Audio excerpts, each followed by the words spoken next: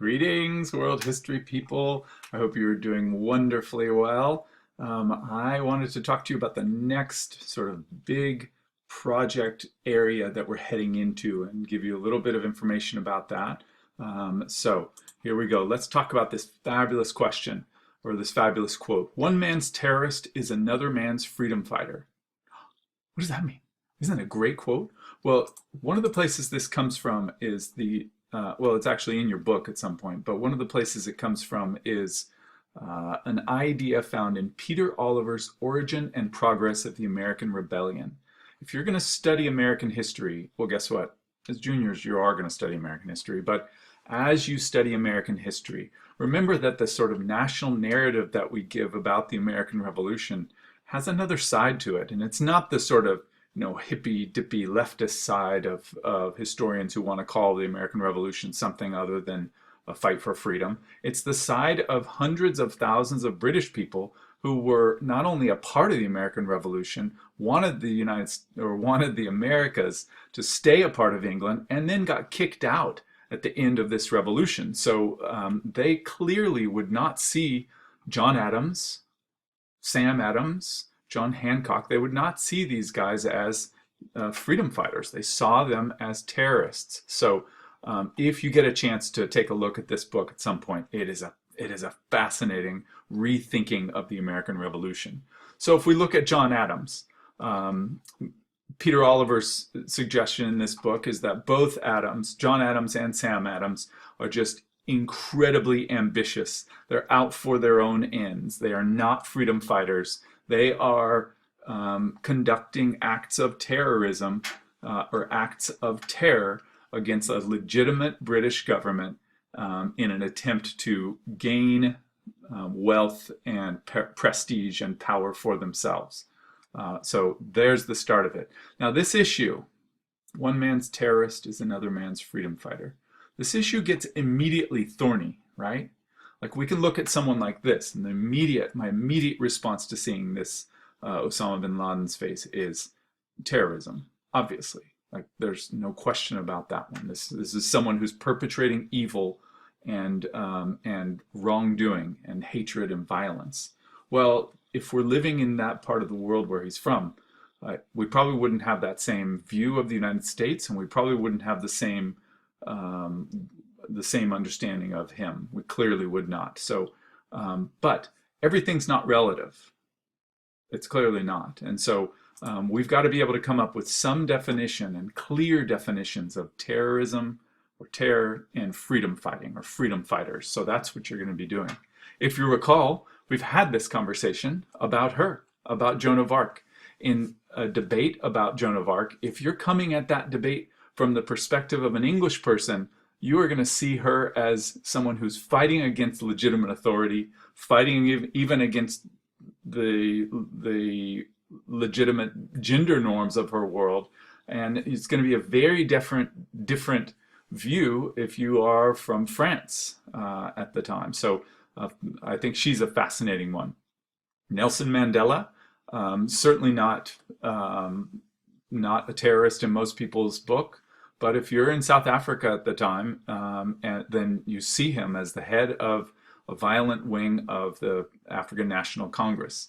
Now, whatever he did before he went into prison, he created so much peace after prison that it's hard to see him as a terrorist. But clearly the point is we're defining terms. What is terrorist? Who fits that category? What is freedom fighting? Who fits that category?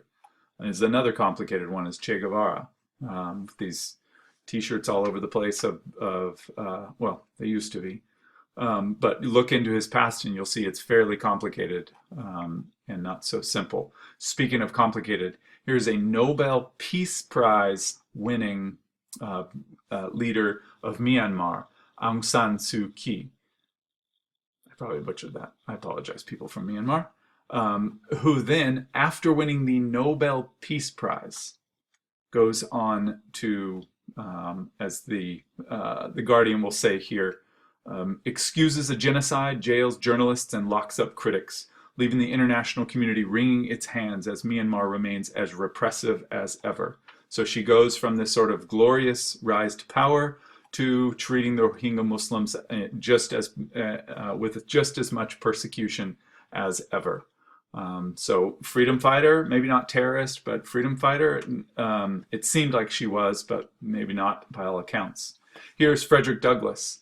You could look at the whole 19th century in the United States as a story of defining who is fighting for freedom versus who is using acts of terror.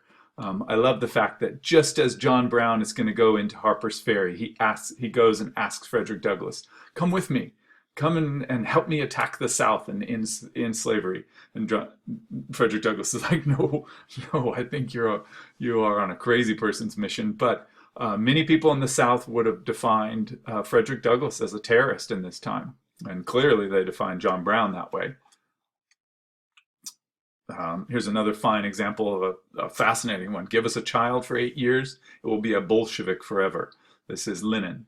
And then here's one that is less difficult to get behind. But during World War II, the Warsaw Ghetto saw an uprising, a violent uprising of Holocaust victims, of Jews living in the Warsaw Ghetto.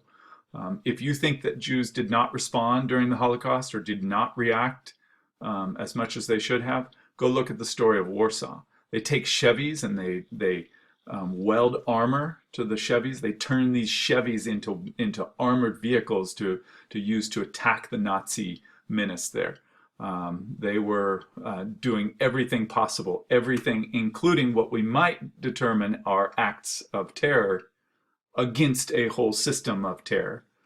So it's a fascinating one. But the Jews in the Warsaw Ghetto are a great story of freedom fighters in action.